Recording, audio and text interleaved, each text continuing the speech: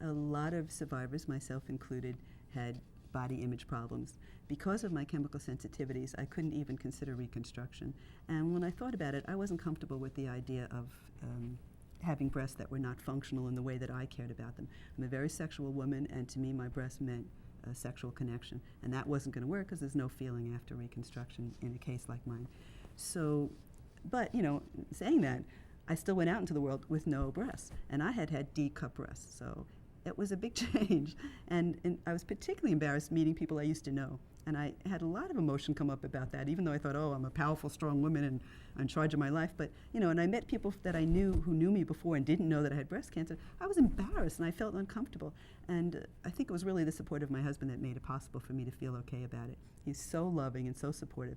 In fact, the night before the first mastectomy that I had, he said to me, "You have the most beautiful legs in the world," kind of signifying that he was now a leg man instead of a breast man.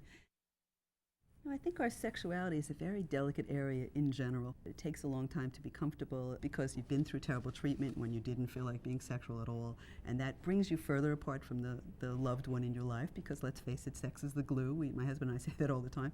And it's very difficult to be comfortable when so many things are going on with your body, when you have body image problems, when you have you're going through early menopause, and just lots of things make it very difficult. So I think survivors, I think it's very important for all of us to be aware of ways to go forward with making ourselves feel comfortable with our bodies again. And maybe some of the techniques that were created by the sex therapist might work, using tender massage and not having the goal of intercourse or orgasm, let's say, just a way of making yourself comfortable again with your partner. There's a lot of implications and things that will be a problem, but I really think it's important to get back to your sexuality because that's going to make you feel better and bring some joy back in your life at a time when you really need it. In common with many of us, I tried to locate someone who had cancer so that I could find out some things. I didn't know anybody in my personal life.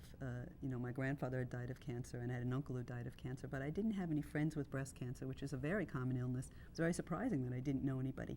But eventually someone connected me, and this woman whom I did not know spoke to me for over an hour and gave me all sorts of information and advice, including the information that she was a 10-year survivor. And when I heard that, I was so happy.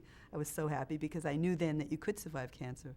And that had, of course, been a big question. I think it's very important to contact whatever support groups are in your own city or your own town. Lots of cancer centers have them. Lots of independent advocacy groups exist. And most of them have people. Almost everyone I know with cancer is willing to talk to someone about it.